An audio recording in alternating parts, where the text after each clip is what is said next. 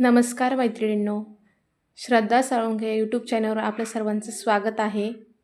तर मी आज तुम्हाला मशीनच्या काही महत्त्वाच्या साधनांबद्दल सांगणार आहे. तर तुम्हाला असं वाटत असेल की हे खूप अवघड आहे, खूप कठीण आहे, तर घाबरू नका. मी स्वतः तुम्हाला सर्व काही सविस्तरपणे सांगणार आहे, स्पष्टपणे समजून सांगणार आहे. त्यामुळे तुम्हालाही स्वतःलाही आत्मविश्वास येईल की नाही बा आपण हे करू शकतो. आणि जे कोणी आपले नवीन असतील, जे आपला व्हिडिओ बघत असतील, तर त्यांनी आपल्या मागचा मशीन संबंधित माहिती सांगितली आहे. तो व्हिडिओ जर बघितला नसेल तर त्यांनी आपल्या चॅनलला सबस्क्राईब करून मागील व्हिडिओ जो मशीन संबंधित सर्व काही माहिती दिलेली आहे तो व्हिडिओ बघावा. तर चला मग आता आपण पुढच्या भागाला सुरुवात करूया. तर आज मी तुम्हाला सर्व काही मशीनच्या साहित्यासाठी, जे शिवण्यासाठी किंवा बेसिक शिकण्यासाठी जे वस्तूंची गरज असते ते सर्व काही मी आज तुम्हाला सांगणार आहे.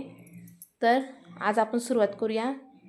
सर्वात प्रथम म्हणजे आपल्याला मोजमाप लिहिण्यासाठी एक वही हवी असते, ज्याच्यामध्ये आपण मोजमाप लिहू शकतो. त्यासाठी आपल्याला वही आणि एक पेनची आवश्यकता असते.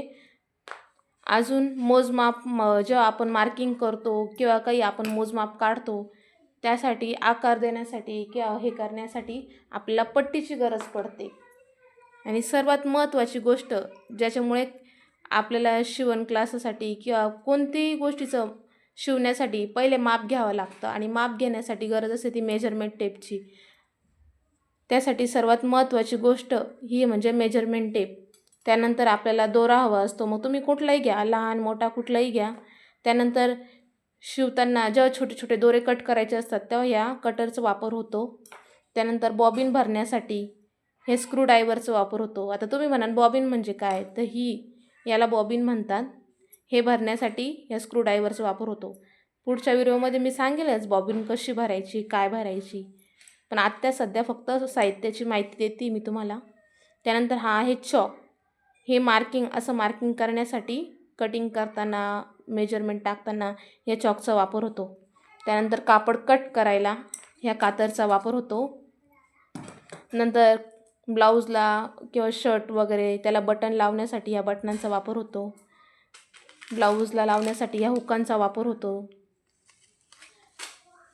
त्यानंतर ही आहे सुई. आता तुम्ही म्हणशाल ही कोणती सुई आहे ताई, तर ही मशीनची सुई आहे.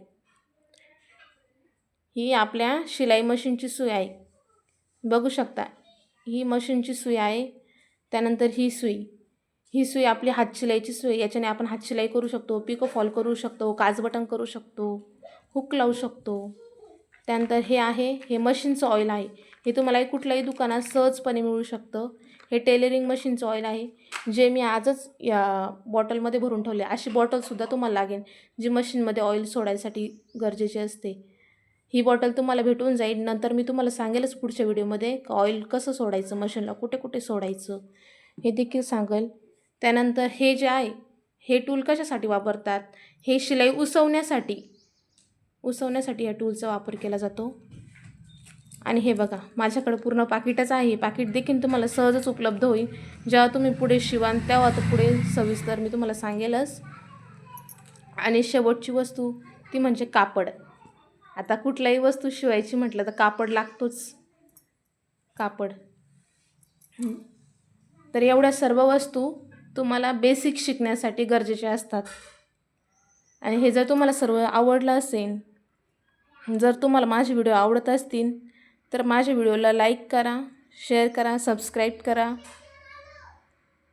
आणि जर तुम्हाला काही अडचण असेल या व्हिडिओबद्दल, जर काही समजलं नसेल या व्हिडिओ संदर्भात, तर मला कमेंट सेक्शनमध्ये कमेंट करून सांगा तुम्हाला काय समजत नाही, काय नाही. ते मी तुम्हाला पुढच्या व्हिडिओ थ्रू नक्कीच क्लिअर करून सांगेन. तर चला, जर माझा व्हिडिओ आवडला असेल तर मला लाईक आणि सबस्क्राईब करायला विसरू नका. चला तर मग भेटूया पुढच्या व्हिडिओमध्ये. बाय.